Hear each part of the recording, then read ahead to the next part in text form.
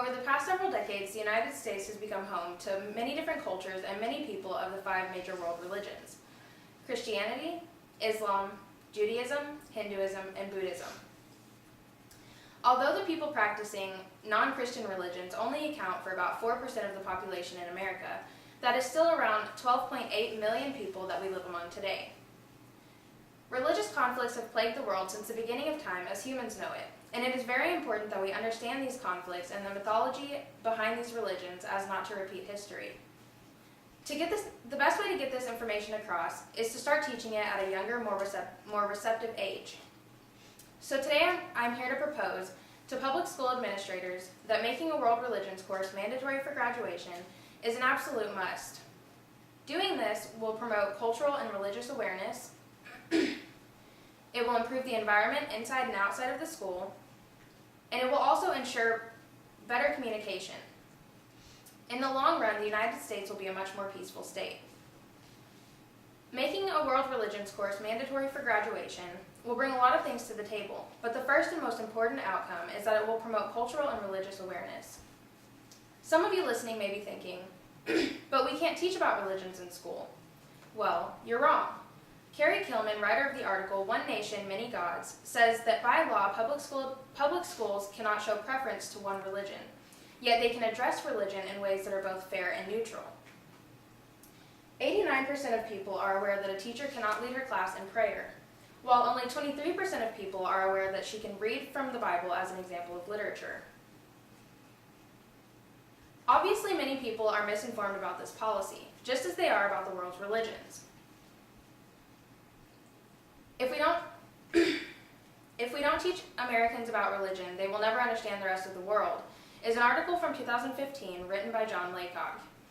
In his article, he states that in 2010 there was a study done where researchers asked over 3,000 Americans simple questions about the world's religions. Most could only answer half correctly. Before that, in 2005, there was another study done on whether teenagers in America could list the 5 major world religions. Only about 10% could name all 5, and 15% could not name any. It is so important that we change this and start improving our knowledge about these cultures and religions. One of my professors told me a story once about a Sikh man she had as a student at the time of 9/11. After the events of that day, people targeted him. They beat him and left him for dead. Why? Because they thought he was a Muslim man. We should know the difference between the appearance of people practicing different religions that may look or dress differently than the majority. We should also know the difference between peaceful practicing and radicalism or extremism. Some of you may not be aware of this, but all 5 major world religions are religions of peace, and typically do not associate themselves with extremist groups such as Westboro Church and Al-Qaeda.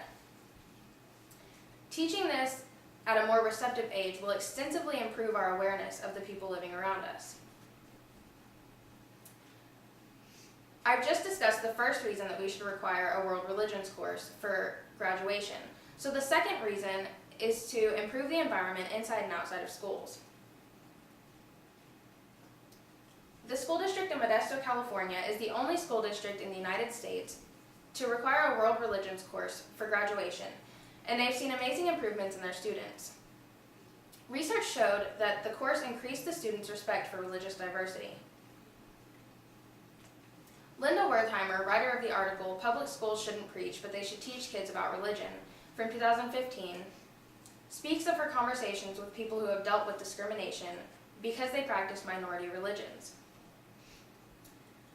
One Muslim boy recalls a kid asking him if he had a bomb in his locker a few years back. Discrimination can be easily deterred by educating young people about the people living among them. It is common to assume things about somebody because of the way they look, but what if they were knowledgeable assumptions, such as seeing a girl wearing a hijab around her head and assuming that she is Muslim or a likewise religion? Instead of instilling negative thoughts, we should be putting in place positive knowledge of minorities. In turn, the environment will improve for everyone attending public schools and also out in the world. I've just discussed the second reason that we should require a religions course for graduation. So the third and final reason is to ensure better communication. Rabbi Rami Shapiro, writer of the article, "Should Public Schools Teach Religion to Kids?" from 2013, says that people often use religion as a way to justify conflict. So by teaching our kids about religion, we would be helping them to resist religiously sanctioned violence. Writer of the article, "Why We Need to Start Teaching About Religions in School" from 2012, Richard Schiffman also says that religious passions are among the most powerful forces, good and ill, at work in the world today. The children of today are the adults of tomorrow, the voting, opinionated adults, and more than that. One day, some of them will be our Congress, our Vice President, and even our President. It is essential that we start teaching them about these things, especially before they graduate high school. Our nation's leaders and the people that they represent should be knowledgeable about the nations surrounding us.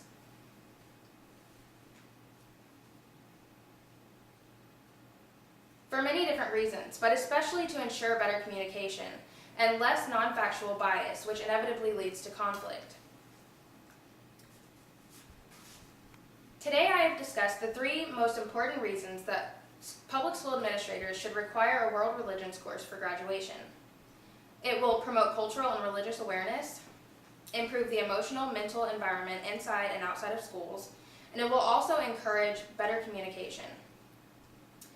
I urge you to speak to your district administrators and even your state officials. Petition, email them, and make this happen. It is so important that we start educating the young people of this nation about the people that we walk among every single day. Thank you. Good girl.